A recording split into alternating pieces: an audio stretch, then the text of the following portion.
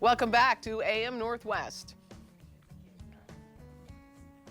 Well, everyone wants to be the boss until they are one. The position looks powerful from the outside, but from the inside, it's one of the loneliest, most humbling, and most misunderstood roles a person can hold. Here to share what leadership really demands, we welcome back our executive coach and strategic advisor, Dr. Carol Parker Walsh. Great to see you. Great to see you too. You're right. You know, really, people always think, oh, I could be the boss. I'd do a much better job. But I mean, it's a whole different animal, isn't it? It's a completely different animal. And you have to think about, you're not the leader, really. You're developing people to be leaders. Exactly. I always tell people when you step into leadership, it's really not about you. Yeah. It's about your people. People think it is, right? Yeah. And they love the title and they think it's well, about often telling people what to do. That's our goal, right? Right, Yeah. exactly. But it's misunderstood in terms of what it really takes. When I tell leaders that actually 2/3 of their role is spent developing other people, that's really where most of their time is being spent. Yeah. Their eyes usually bug out, like, what do you mean? Yeah. Because they think it's about me just telling people what to do and, Right. you know, about the work that I have to do. And I know they have to deliver on results and things of that nature, but what you really want to do is help to develop that next generation of people. As a leader, that's really what you want to do is to make sure that you're spending 2/3 of that time making sure people are doing well. You say to ask yourself, how much of my time last week actually went toward developing my people versus doing the work myself? Exactly. So you have to, at the end of every week, you should say, did you spend more time in your office, like getting things done or going from back-to-back meetings?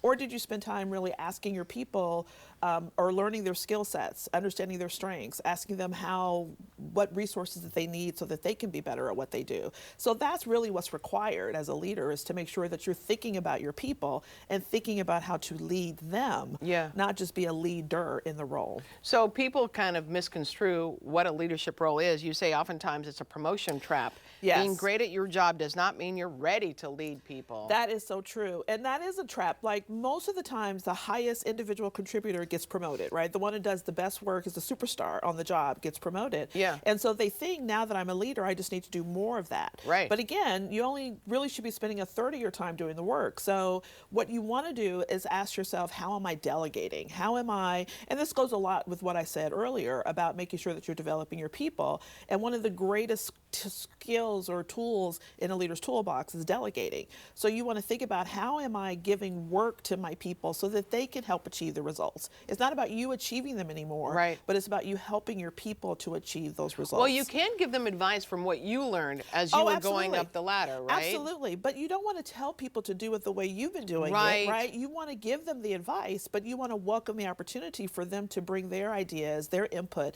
That's the whole idea about developing your people, is that you're developing their critical thinking skills. You're developing their ways of getting things done. Right? As long as you reach the same destination, it doesn't matter if someone takes the scenic route or someone takes the direct route. Oh, look at you. Want to that's real. That makes sense. Yeah, exactly. Okay, that makes sense. Exactly. You say the pace of the team is set by the pace of the leader, including emotionally. Yes, and I always say that. And it's because how you show up will dictate how your team responds.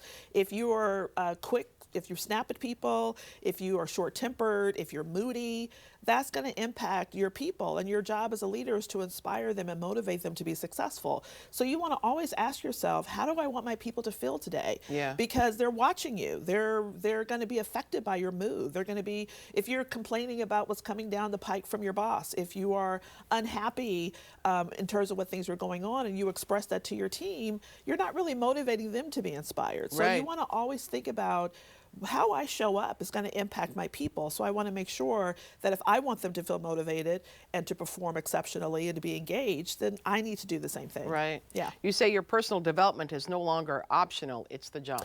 It is the job, right?